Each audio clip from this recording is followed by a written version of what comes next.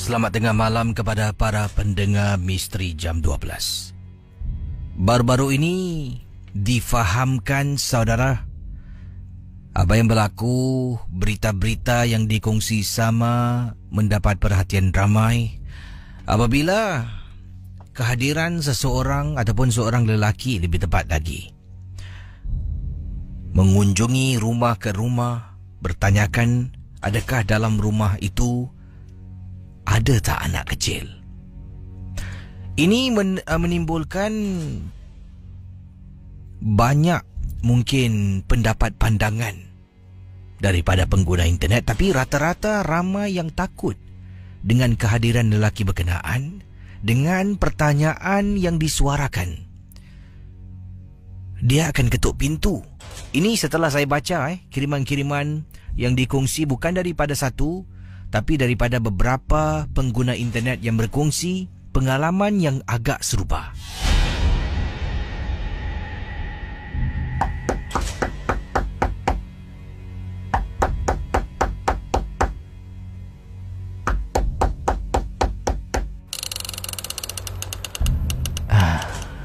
Encik, ada apa encik? Saya nak tanya, dalam rumah ni ada tak anak kecil? Pendengar Misteri Jam 12, itu secara apa yang saya tahu selepas saya membaca pengalaman-pengalaman yang dikongsi sama melalui, khususnya melalui Facebook. Dikatakan, difahamkan lelaki berkenaan ketuk pintu rumah dan bertanya dalam rumah tu ada anak kecil atau tidak. Kalau tuan rumah kata tak ada, dia akan angkat kaki jalan. Ini baru berlaku di Singapura. Sama ada benar ataupun tidak, saya tidak pasti. Akan tetapi ada juga yang mengeluarkan kenyataan. Dia mengatakan bahawa lelaki berkenaan ada mengendalikan kelas-kelas tertentu dan sedang mencari pelajar-pelajar untuk menyertai kelas-kelas bimbingan beliau. Pelajar-pelajar ni adalah anak-anak kecil, kata sesetengah mereka. Jadi bagaimana saudara? Kalau anda pernah, rumah anda pernah dihampiri ataupun didatangi oleh lelaki berkenaan, saya juga ingin menjemput anda untuk hubungi 669-11897. Bukan untuk menakut-nakutkan ya situasi pada tikadan saat ini, hanya untuk berkongsi apa yang berlaku pada malam itu, apa yang sedang anda lakukan. Dia ketuk pintu rumah, jam berapa anda buka pintu, adakah anda sempat berbual dengan dia ataupun tidak. Kalau ada, boleh hubungi saya. Kalau tidak, boleh juga berkongsi pengalaman anda melalui Facebook Ria 897. Private message boleh anda kirimkan berkenaan dengan hal ini sahaja. Baik saudara, terima kasih kepada anda yang sedang mendengar Misteri Jam 12. Saya akan jawab panggilan dan anda boleh berhubung dengan saya di 669-11897. Baik, sementara itu saya akan berkongsi kisah yang ringkas dahulu. Hari ini saya juga akan jawab panggilan-panggilan anda. Anda boleh hubungi saya. Ini kiriman daripada Nur Fatiyah, berkongsi pengalaman. Katanya di sini, Assalamualaikum Kisi. Waalaikumsalam warahmatullahi taala wabarakatuh.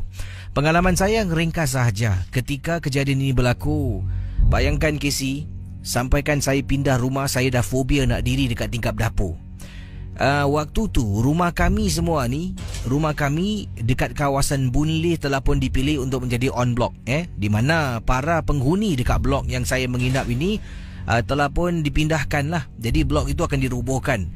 Saya, keluarga saya, kata Fatihah, antara keluarga yang terakhir sebelum berpindah. Dipendekkan cerita, saya tahu tingkat atas dah pindah jiran saya. Tingkat atas jiran dah pindah, saya kenal jiran tingkat atas. Tingkat bawah sebelah kiri kanan dah pindah. Jadi rata-rata jiran saya atas bawah kiri kanan semua dah berpindah. Tapi adalah beberapa yang lain yang masih belum lagi berpindah ke tempat yang baru. Waktu tu saya sedang berada di jendela di tingkap dapur rumah saya, sedang berbual dengan kekasih ataupun boyfriend saya, kata Fatihah. Sedang bercakap-cakap, tiba-tiba saya dengar bunyi psst. Seseorang melakukan bunyian berkenaan kisah yang diceritakan ini. Bila beliau sedang bercakap, dia dengar bunyi tulisannya PSSST. Jadi mungkin bunyinya psst, psst, gitulah. Saya pun buat bodoh. Apabila saya dengar buat kali kedua, saya pun secara automatik mendongak ke atas. Alangkah terperanjatnya, bila saya mendongak ke atas daripada tingkap dapur rumah saya ternampak ada perempuan sedang menjenguk saya daripada rumah di tingkat atas, sedangkan saya tahu rumah atas telah pun dikosongkan. Bayangkan Casey, terus saya masuk dalam bilik, saya duduk dengan kakak saya dan tak tahu saya nak buat apa pada malam itu kerana ketakutan. Terima kasih dan selamat tengah malam. Hello, selamat pagi. Hello. Hello. Hai, siapa tu? Nama saya Hairul. Hairul, ada kisah apa? Silakan Hairul. Saya ada kisah. Saya tentu balik rumah adik saya kat Woodland. Kan? Kadang saya tidur lambat lah. Saya buka pintu. Kadang-kadang saya tengok macam ada orang hendak pakai baju kuning. Pakai baju kuning tau, Cik Casey. Lepas tu saya tutup pintu, Cik Casey. Lepas tu saya tutup lampu, saya tidur. Lepas tu saya nampak dekat bayang-bayang orang pakai macam telefon kuning. Dia jalan dekat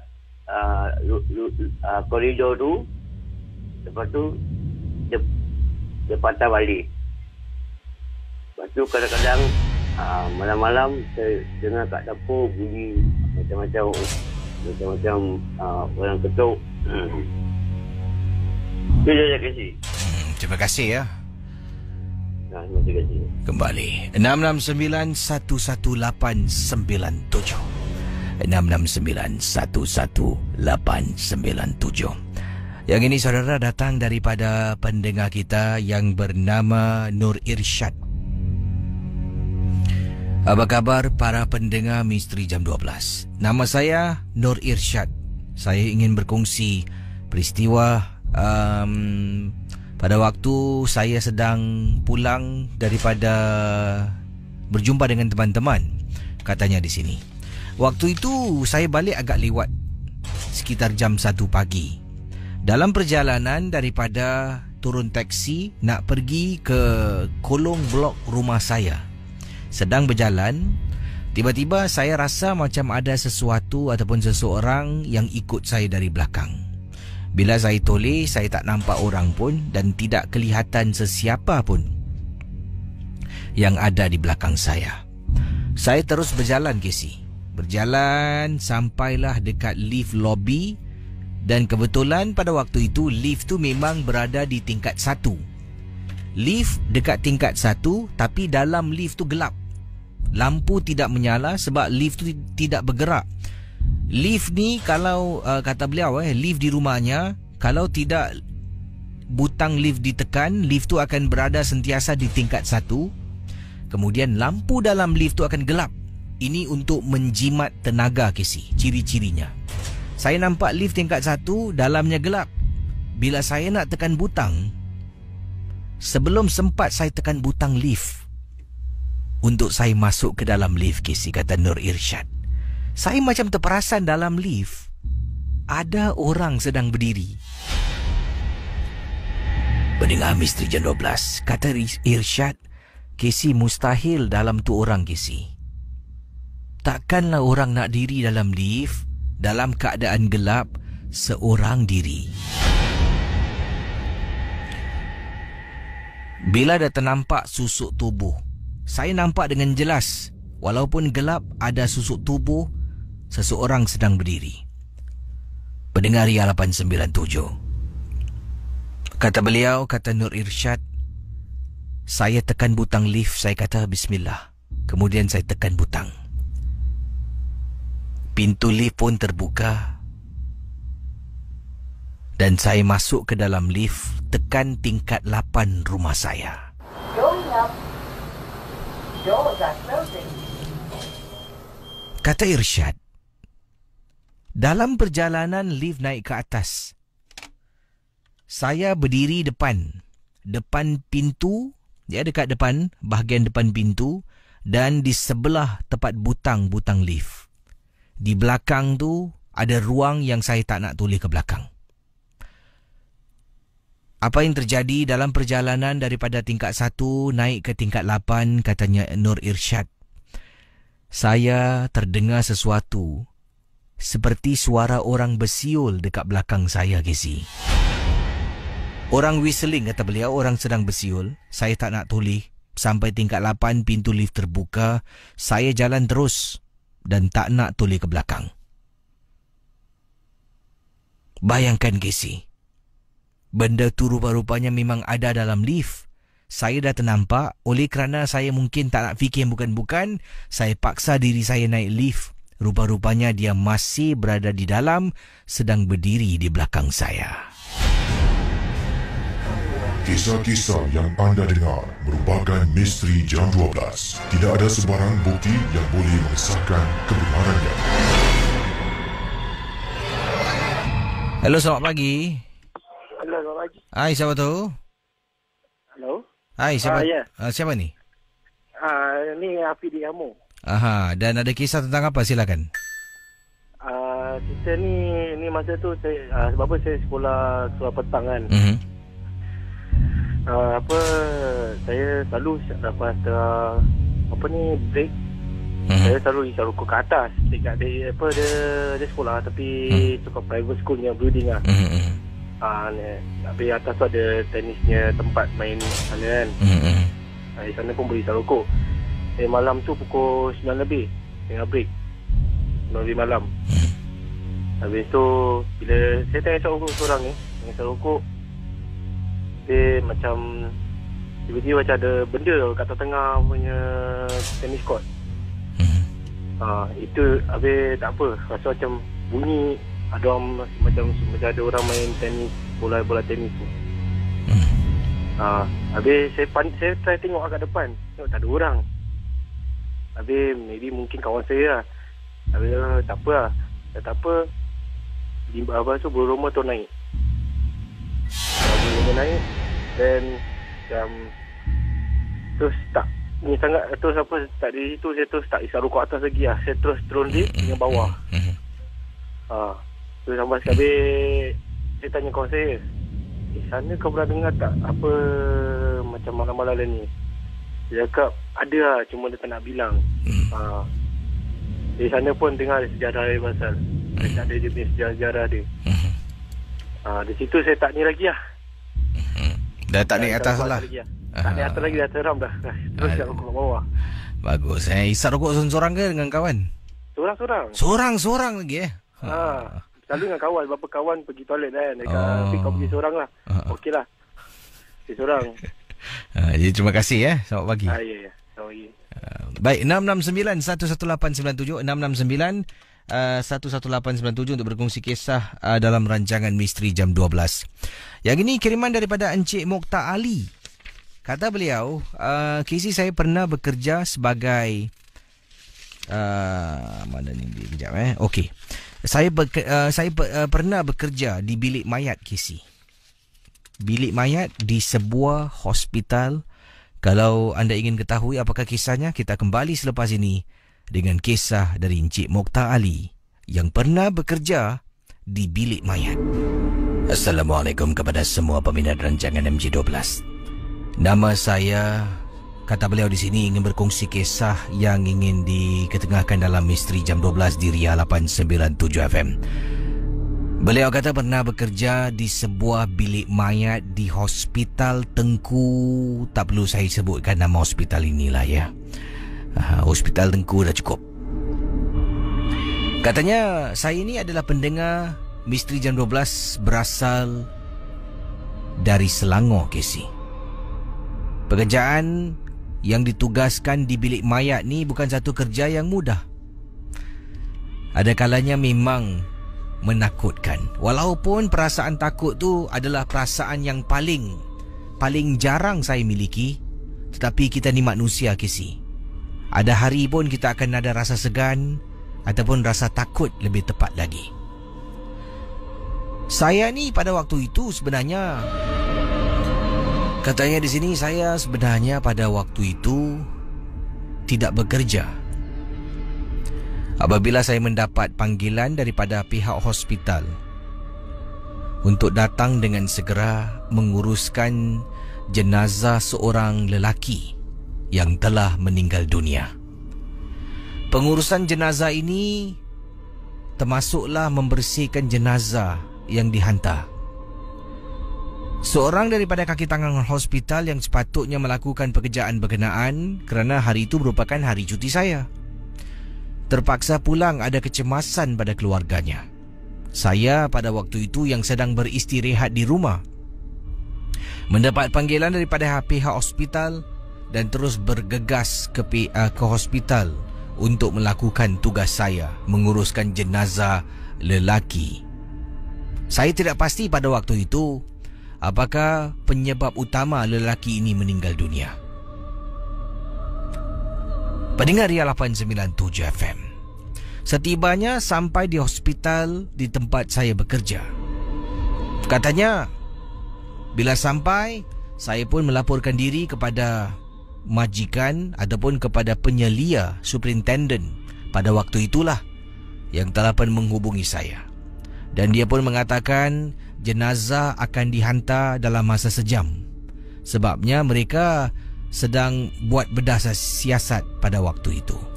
Jadi bila sedang buat bedah siasat, saya ni dihubungi dahulu. Mereka tak nak, pihak hospital tak nak. Nanti bila jenazah tu dah siap, saya belum sampai-sampai. Jadi saya sampai sejam lebih awal daripada waktu yang dijadualkan, katanya. Jadi Casey, saya pun turun ke bawah, pergi ke bilik mayat, duduk dalam pejabat ataupun ofis, menantikan. Katanya di sini menantikan jenazah itu untuk sampai dan saya akan bersih dan mandikan jenazah berkenaan. Pendengar Misteri Jam 12, sedang saya duduk dekat bilik mayat, saya sedang mengeluarkan beberapa dokumen-dokumen khas untuk saya tanda tangan, untuk saya serahkan kepada pihak-pihak tertentu. Apa yang berlaku pada malam yang dimaksudkan? Anda bayangkan ya. Tengah duduk, tiba-tiba saya nampak daripada pintu bahagian bilik mayat ada orang sedang menjenguk. Ya, seseorang sedang menjenguk. 2-3 kali nampak orang menjenguk. Saya pun bangun dari tempat duduk. Kemudian saya keluar. Saya nampak lelaki itu sedang jalan, meninggalkan koridor, menggunakan koridor, meninggalkan bilik mayat yang dia mungkin baru menjenguk awal tadi. Saya pun cakap, "Encik, Assalamualaikum." "Cik, Assalamualaikum." Lelaki itu pusing ke belakang, ya, toleh ke belakang melihat saya. Kemudian saya tanya, "Ada apa encik, boleh saya bantu tak?" Lelaki itu hanya jalan terus, tidak indahkan pertanyaan saya. Pendengar Ria 897 FM, apa yang berlaku selepas itu? Selepas lebih kurang 50 minit saya tunggu, jenazah yang patut saya mandikan, bersihkan pun sampai. Ditolak oleh 2 pekerja hospital. Pertama sekali bila saya nampak, saya buka kain yang menutupi wajahnya, Casey. Bila saya buka kain tu, alangkah terperanjatnya, muka lelaki yang mati sama dengan muka, ya, sama dengan muka lelaki yang saya nampak awal tadi terjenguk-jenguk dalam bilik mayat. Saya macam seolah-olah tidak percaya ini adalah orang yang sama. Adakah mungkin yang saya nampak pada tikadan saat itu? Katanya di sini memang sebenar-benarnya bukan manusia. Itulah pengalaman saya. Mohon maaf. Terima kasih dan selamat tengah malam. Misteri Jam 12. Kisah-kisah yang anda dengar dalam rancangan nombor 1 radio Misteri Jam 12 hanyalah sekadar satu hiburan sahaja. Jangan mudah percaya. Jangan terikut-ikut dengan apa yang dikedengarkan. Yang pasti, rancangan Misteri Jam 12 hanya sekadar hiburan. Ya, selain dari itu, kalau anda mempunyai pengalaman berkaitan dengan kisah yang berlaku baru-baru ini, ada beberapa telah pun kirimkan private message kepada saya. Akan saya bacakan kisah berkenaan dengan gangguan ataupun kehadiran seorang lelaki yang mencurigakan ataupun yang menakutkan anda. Sekarang ini boleh hubungi saya 66911 897. Hello, selamat pagi. Hello. Selamat pagi. Siapa tu? Ni Casey. Siapa bercakap ni? Casey, ni saya kakak nak mintakan nombor telefon tu apa? Wak Raden boleh tak? Kisah berikut ini ingin saya bacakan kepada anda semua. Benar ataupun tidak, kita tidak pasti ya, tapi inilah pengalaman yang diceritakan. Ini berlaku dekat Semayang, sebuah kawasan perkampungan di Semayang. Tidak diberitahu di Semayang ni dekat kawasan mana. Ini datangnya daripada seorang ibu bernama mana tadi ibunya? Okey. Seorang ibu hanya ingin dikenali sebagai Fida yang berkongsi pengalaman ini. Katanya, saya ini berasal dari kampung Semayang, Casey. Pengalaman yang ingin saya ceritakan ini adalah satu perkara yang benar-benar berlaku. Dan Casey bayangkan, kejadian ini berlaku dekat kampung saya di belakang rumah. Jadi rumah kampung kami ini jarak antara rumah lain ni memang jauh lah. Apa yang terjadi dekat belakang rumah saya ni ada laluan tau. Laluan ini merupakan laluan Semak Samun yang mana memang digunakan oleh orang kampung sendiri. Kalau orang-orang kampung ni nak ke belakang rumah, dekat kawasan belakang rumah tu adalah menuju ke arah sungai. Dan dekat situ banyak pokok-pokok, dan apa yang nak diceritakan di sini, disampaikan di sini, ada budak-budak ni kalau dah bercampur mereka jadi nakal. Bila mereka dapat tahu sesuatu ni, mereka nak cuba melakukan satu eksperimentasi. Jadi entah macam mana budak-budak ni, mereka telah pun mencipta sebuah buayan dengan menggunakan tali dan juga sekeping papan. Jadi buai itu disangkutkan tali untuk membuat buai pada sebatang pohon di belakang rumah dekat laluan Semak Samun. Tidak ada orang pun sebenarnya yang tahu. Sebenarnya ia jauh daripada laluan Semak Samun, kena masuk bahagian dalam sedikit lah. Buai ini dicipta dengan harapan dan niat untuk memuja Pontianak. Sebabnya pada waktu itu mereka percaya Pontianak ni suka duduk di atas buai. Jadi mereka buat buai itu, dan pada malam-malam hari mereka akan katakan memanggil lah Pontianak dengan membuat suara seperti ini. Ini saya rasa mungkin lah sebabnya dia tulis. Bayangkan malam-malam hari sekumpulan budak-budak, mungkin usianya dalam lingkungan belasan tahun lah. Mereka berkumpul dekat dalam hutan. Kemudian mereka berdiam diri, salah seorang dari mereka akan buat bunyi seperti ini.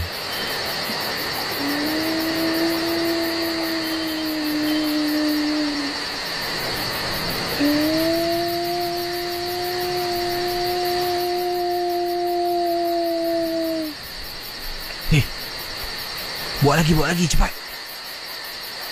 Katanya di sini daripada Puan Fida dari kampung Semayang ni berkongsi pengalaman ini setelah dia dah tahu kisah sebenar. Jadi ini diceritakan pada untuk kita semua dalam Misteri Jam 12. Jadi budak-budak ni mendengar kisah kalau buai itu bergerak pada waktu malam. Bergerak seperti ada orang duduk dan bermain dengan buai itu walaupun tak nampak orang. Ini bermakna Pontianak dah datang. Benda tu dah datang dengan panggilan yang dibuat oleh budak-budak ni. Mereka beramai-ramai. Pada waktu itu tak pasti berapa ramai, tapi yang diceritakan berkumpul setelah membina buai itu agak jauh, tapi masih boleh lagi kelihatan buai berkenaan. Pada waktu malam, salah seorang dari mereka memanggil.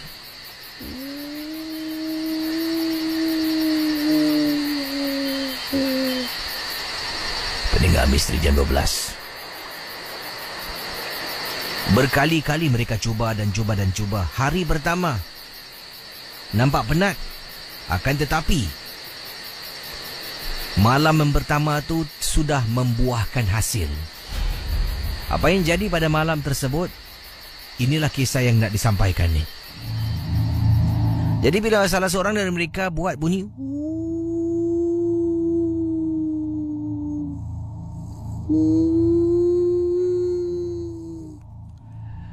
mereka dapati buai yang mereka cipta sendiri, pasang sendiri, tiba-tiba bergerak ke depan, bergerak ke belakang, bergerak ke depan, bergerak ke belakang.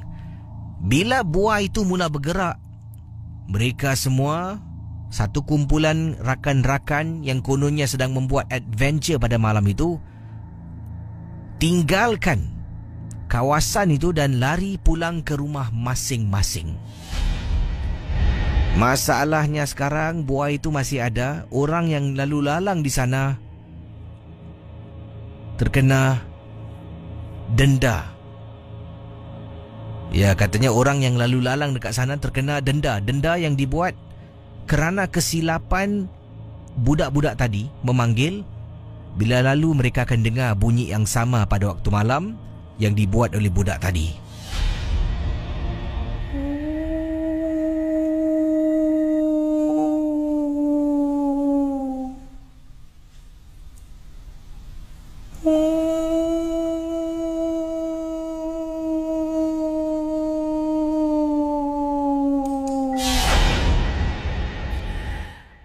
Sejak hari itu, pada malam hari, kata Fida ataupun Puan Fida, tak ramai orang yang berani jalan dekat belakang.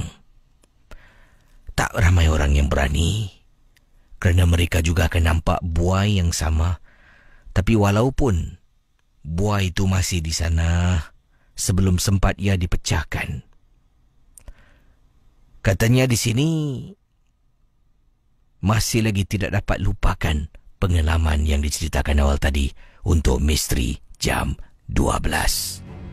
Sekiranya kalau anda ingin hubungi saya, boleh hubungi 669 untuk ke udara berkongsi pengalaman misteri anda. Saudara, kisah yang ini datang daripada Hamizan yang berkongsi peristiwa kejadian ini berlaku dalam rumah, yang mana hampir setiap malam isterinya akan terbangun. Kata mereka, beliau dan isteri sedang nyenyak tidur. Isteri akan terbangun dalam keadaan terpekik. Dia juga akan terbangun kerana pekikan isteri yang mengganggu beliau ketika sedang tidur nyenyak. Lalu dia akan bertanya. Isterinya akan memberitahu yang dia mimpi yang menakutkan sangat-sangat.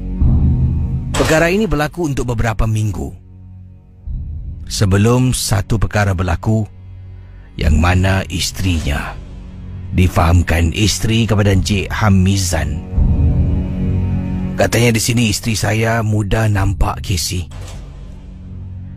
Selepas dia seringkali mimpi pada waktu malam, dia akan terbangun pada waktu malam. Dia akan bangun terpekik. Saya akan terbangun, dia akan istighfar, saya akan urut-urut bahagian belakangnya. Sampaikan pada satu hari, katanya, "Bang, ada apa? Saya tidurlah Bang, siapa tu bang dekat dalam bilik kita?"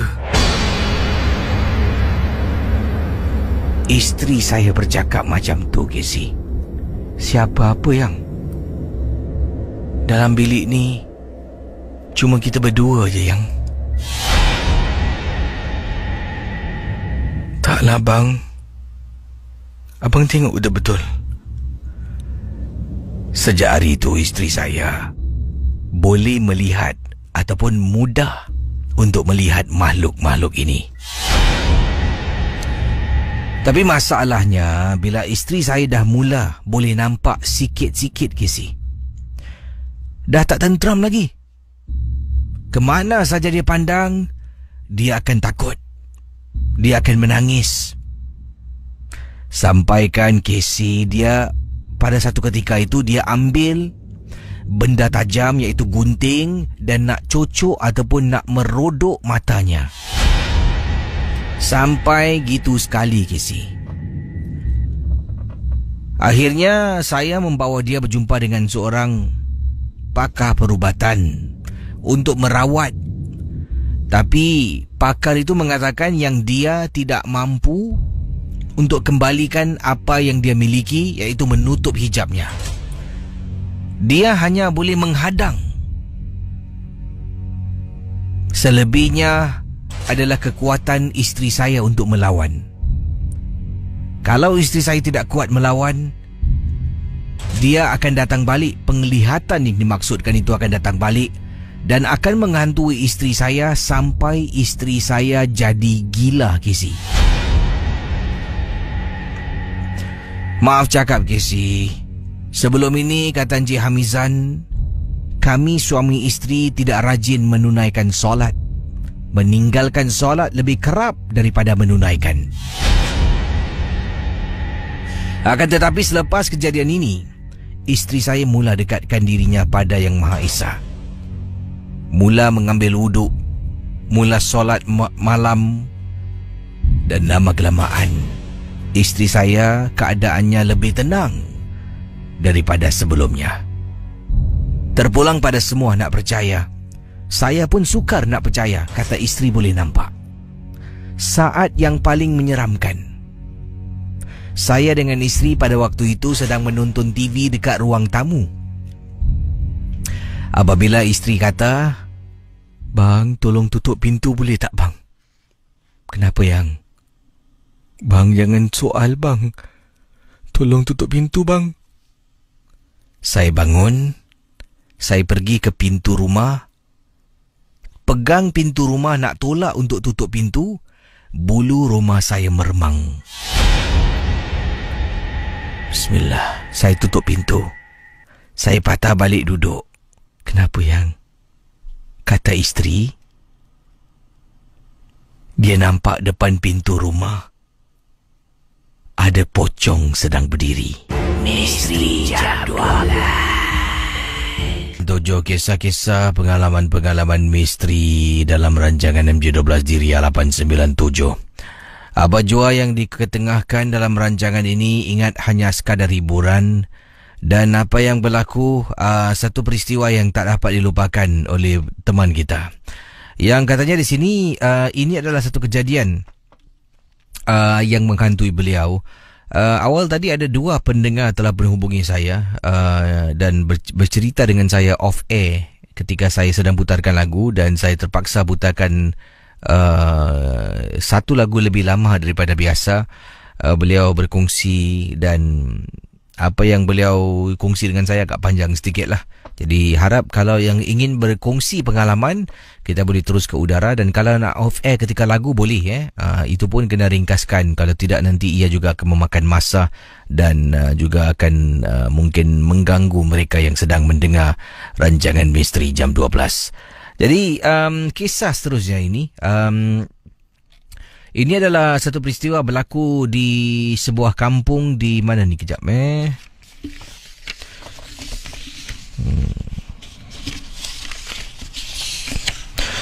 Ini datangnya daripada Shaliza ataupun ingin dikenali sebagai Liza sahaja. Katanya, "Liza, Assalamualaikum Casey dan juga para pendengar Misteri Jam 12. Pengalaman yang saya nak ceritakan ini berlaku dekat kampung saya di Muar. Saya ni adalah orang Johor. Semasa saya menetap di kampung saya, waktu itu usia saya masih muda remaja, sekitar lebih kurang 16-17 tahun. Rumah kami malam-malam ni beratapkan zinc. Ada kalanya pada waktu malam akan kedengaran seperti seekor kucing lari dekat atas atap zinc kami. Malam-malam hari akan dengar. Pada waktu malam akan dengar. Jadi ibu saya pada waktu itu tak nak takutkan saya, adik-beradik yang lain. Bila ditanya, ibu hanya mengatakan itu bunyi kucing. Kucing lari atas atap zinc rumah kami. Tapi yang hairannya, selama ibu memberitahu kami hal yang disembunyikan, kami tidak pernah nampak pun seekor kucing. Tidak pernah nampak, cuma percaya dengan kata-kata ibu. Ibu pula terpaksa membuat cerita dan berbohong kerana tak nak kami tahu kisah ataupun hal yang sebenar. Anda bayangkan mendengar Ria 897 FM. Akhirnya daripada usia 16-17 tahun sampailah saya dah mula bekerja. Setelah tamat SPM, saya mula mencari pekerjaan dan tidak melanjutkan pelajaran. Dah mula bekerja dengan menggunakan sijil SPM saya. Kemudian dalam masa yang sama saya mendapat tahu tentang selama ini ibu saya telah pun menipu ataupun membohong, menyembunyikan sesuatu dari kami semua adik-beradik. Ada kalanya waktu malam kalau terdengar sesuatu seperti ada orang berjalan di atas bumbung zinc rumah kami, itu sebenarnya bukan bunyi kucing. Tidak, Casey. Bukan sama sekali. Saya mendapat tahu itu adalah kehadiran makhluk Pontianak yang suka bermain, berjalan di atas bumbung rumah kami. Jadi, setelah saya mendapat tahu, saya tidak pernah bertanya pada ibu. Malah, pada waktu bunyi itu kedengaran, saya keluar dari rumah dan cuba melihat dekat atas bumbung atap zinc, akan tetapi tidak dapat lihat apa-apa pun. Saya cuba berkali-kali, Casey, bila terdengar bunyi telapak kaki seolah-olah berjalan di atas bumbung rumah. Sampaikan pada satu hari, ini adalah secara tidak sengaja. Kata Liza, waktu itu saya baru saja pulang daripada keluar bersama dengan rakan-rakan saya. Sampai dekat kampung 11 lebih malam. Dan kemudian saya berjalan kaki, Casey, menuju ke arah rumah saya pada malam yang dimaksudkan. Dalam perjalanan nak pulang ke rumah, dari jarak jauh, dari mana saya berdiri dengan rumah saya, jaraknya lebih kurang dalam 50 meter jarak. Saya pun mendongak ke atas bumbung. Ternampak bahagian atas bumbung rumah saya pada waktu 11 lebih malam. Saya nampak ada susuk tubuh sedang berdiri di atas atap zinc rumah saya. Bila ternampak susuk tubuh yang disebutkan, baru saya percaya. Selama ini saya telah pun dibohongi oleh ibu hanya untuk ibu saya melindungi anak-anaknya supaya tidak takut dengan apa yang sebenarnya berlaku. Tengah jalan, Casey, terpandang dekat atas berdiri, Casey, susuk tubuh yang menyerupai manusia. Kemudian saya jalan tunduk ke lantai, kepala saya tunduk ke bawah sambil jalan sambil mulut saya kumat kamit membaca surah-surah yang saya tahu. Sampaikan sekarang, Casey, katanya di sini. Sampaikan sekarang ini apabila saya sudah berpindah ikut suami, dah berumah tangga, saya masih ingat lagi kisah yang menghantui saya satu ketika dahulu. Terima kasih dan selamat tengah malam, Misteri Jam 12. Seperti saya janjikan, beberapa kisah saya dah pun kumpul. Ini merupakan pengalaman daripada pendengar-pendengar individu-individu berkenaan dengan kehadiran seorang lelaki. Yang pertama, saya dikatakan di sini daripada mana tadi kejap Okey. Yang ini dari Izati berkongsi pengalaman. Katanya, Assalamualaikum Casey. Waalaikumsalam warahmatullahi ta'ala wabarakatuh. Nama saya Izati dan saya nak berkongsi peristiwa yang Casey tanyakan awal tadi.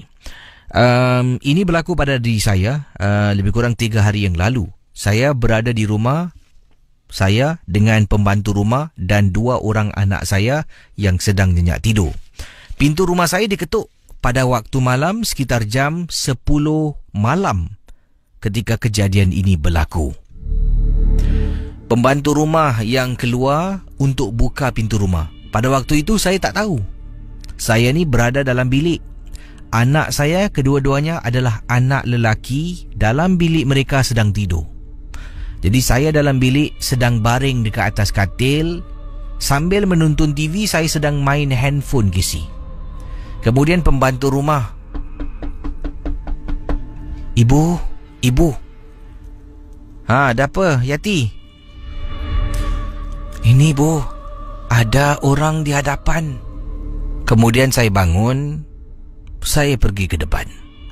Pembantu rumah berdiri di belakang saya. Lelaki berkenaan kelihatan memakai pakaian serba hitam dengan bersongkok, Casey. Dia kemudian senyum melihat saya. Saya pun tanya, "Ya, ada apa, Encik? Boleh saya bantu?" Lelaki berkenaan hanya senyum, kemudian katanya, "Minta maaf, saya salah rumah." Lalu dia berlalu pergi daripada depan rumah saya. Saya pun tutup pintu. Kemudian saya kata pada pembantu rumah, "Yati, lain kali waktu malam sebegini kalau ada orang ketuk pintu jangan buka ya." Pembantu rumah mengangguk-ngangguk kepalanya. "Casey, apa yang berlaku? Pembantu rumah saya ni tidur satu bilik dengan anak-anak saya. Saya satu bilik dengan suami. Suami pada malam tu tidak ada di rumah, bertugas. Ya, suami tidak ada di rumah, bertugas. Saya dalam bilik tengah nyenyak tidur." Bayangkan, sekitar jam 2 lebih pagi kejadian itu berlaku. Lelaki ketuk pintu pukul 10. 2 lebih pagi pembantu rumah datang. Ibu, katanya di sini.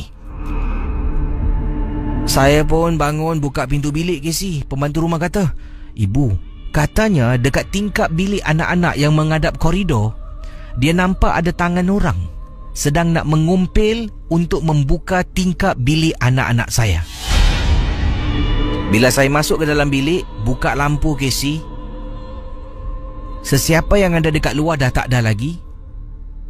Kejadian untuk mengumpil tingkap bilik anak saya tidak lagi berlaku pada waktu itu.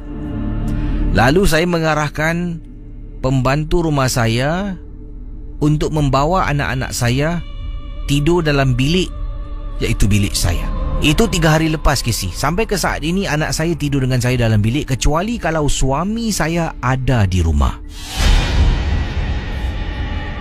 Terima kasih. Selamat tengah malam.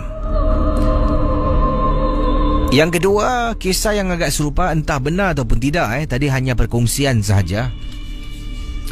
Ini datang daripada Marlina berkongsi. Katanya, "Casey, ini kejadian yang Casey tanyakan awal tadi bukan berlaku pada saya. Ini berlaku pada kawan saya. Dia menelpon saya pada waktu malam dan katanya setelah dia menyuruh anak-anaknya tidur, dia pada waktu itu pun dah nak masuk tidur. Akan tetapi dia terdengar bunyi orang ketuk pintu rumah. Dia bangun dari katil menuju ke arah pintu rumahnya. Kemudian dia cuba melihat daripada lubang pintu rumahnya. Bila dia melihat lubang pintu rumah, di luar rumah ada seorang lelaki sedang berdiri dalam keadaan yang mencurigakan. Dia langsung tidak membuka pintu. Lelaki berkenaan masih mengetuk pintu rumah sambil matanya memandang tajam ke arah lubang pintu rumah rakan saya, Casey.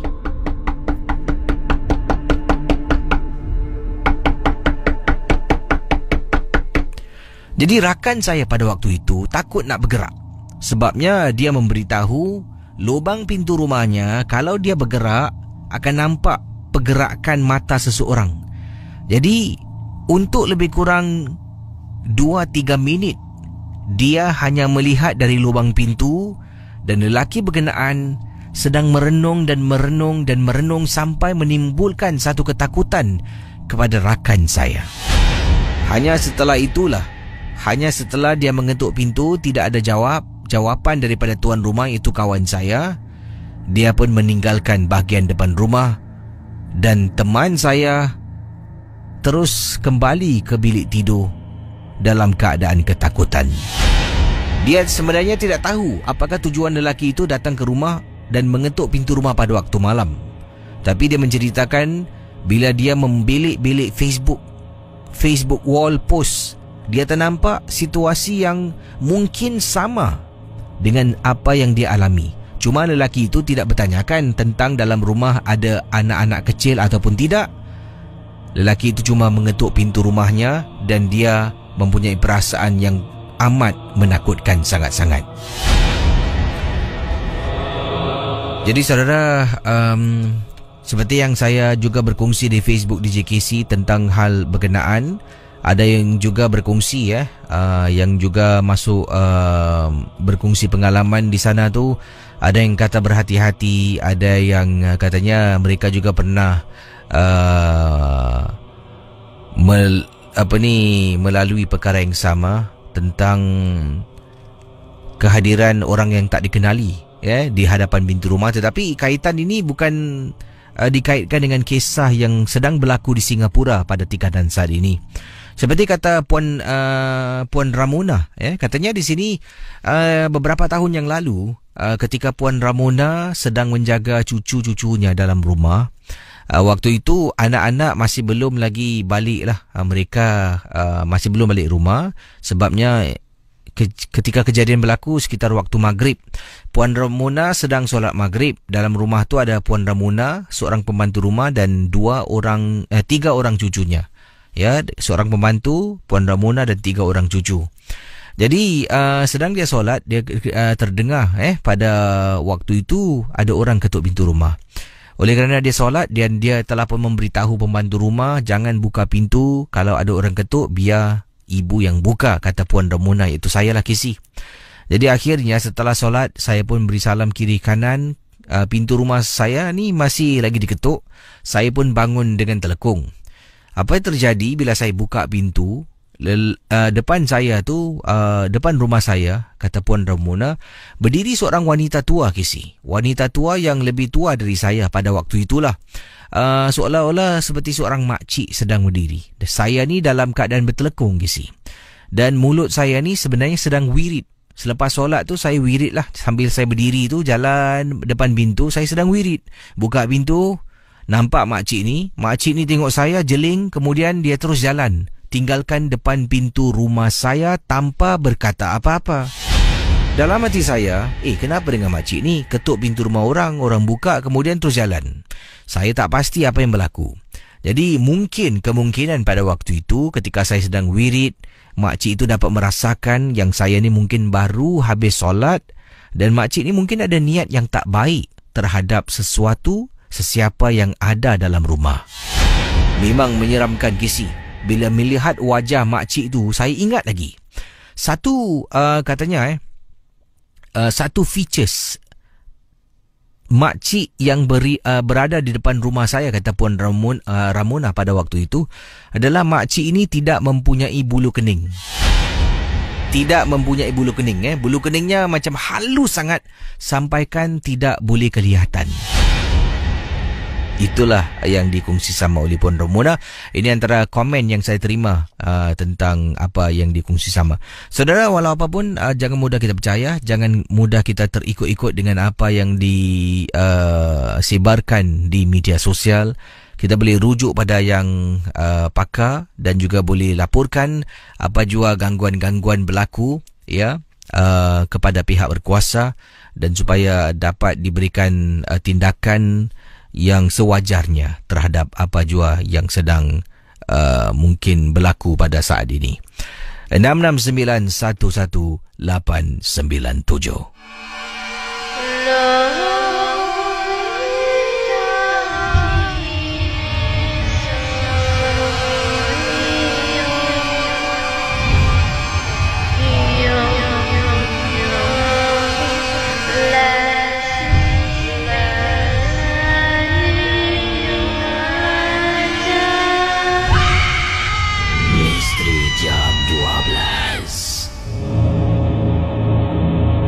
Hello, selamat pagi. Hello, Cik Kesi. Ya, siapa bercakap ni?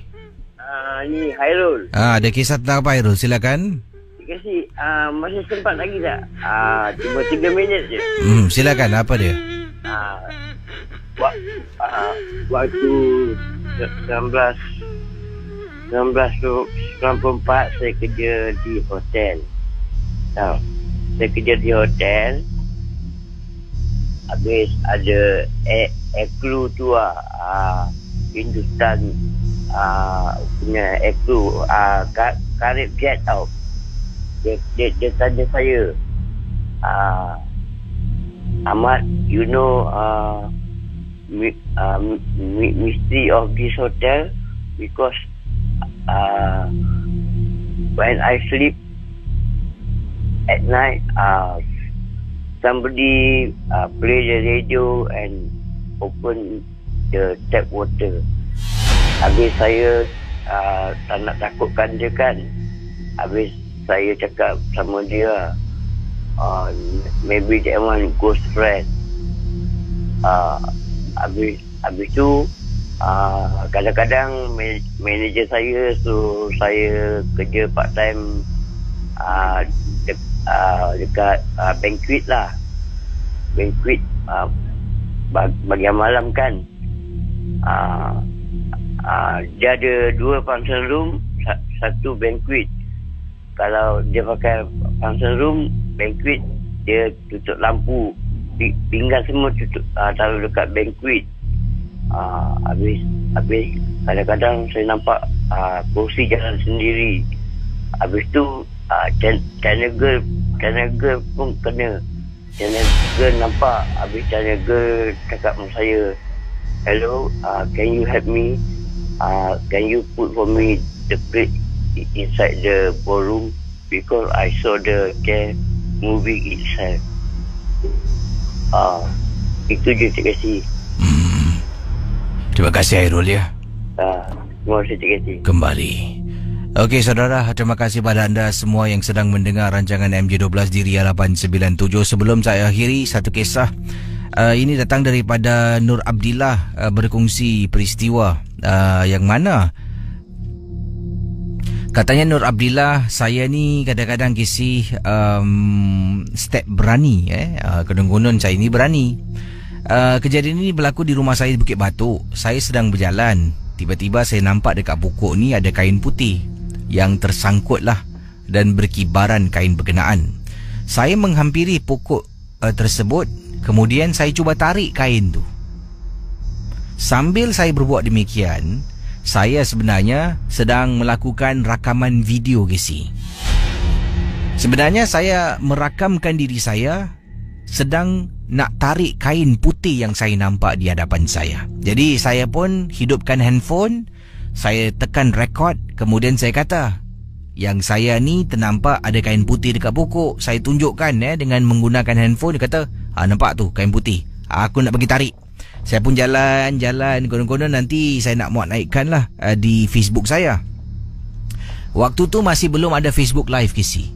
Jadi saya sampai depan, dekat pokok nampak kain putih. Saya pun tunjuk video selfie saya ni sedang tarik kain. Tarik. Kemudian kain tu seolah-olah tersangkut.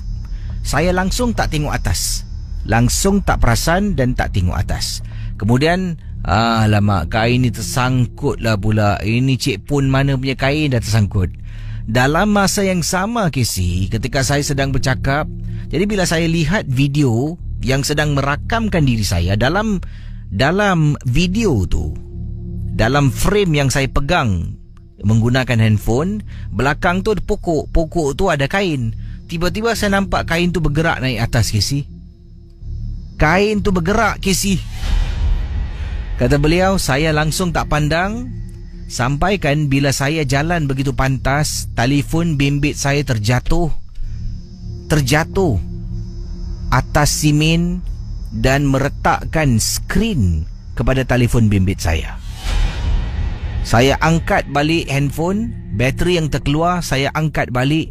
Saya berjalan menuju ke arah lobi lift, naik ke atas rumah tingkat 6, masuk dalam rumah, tutup pintu, tarik nafas lega Casey.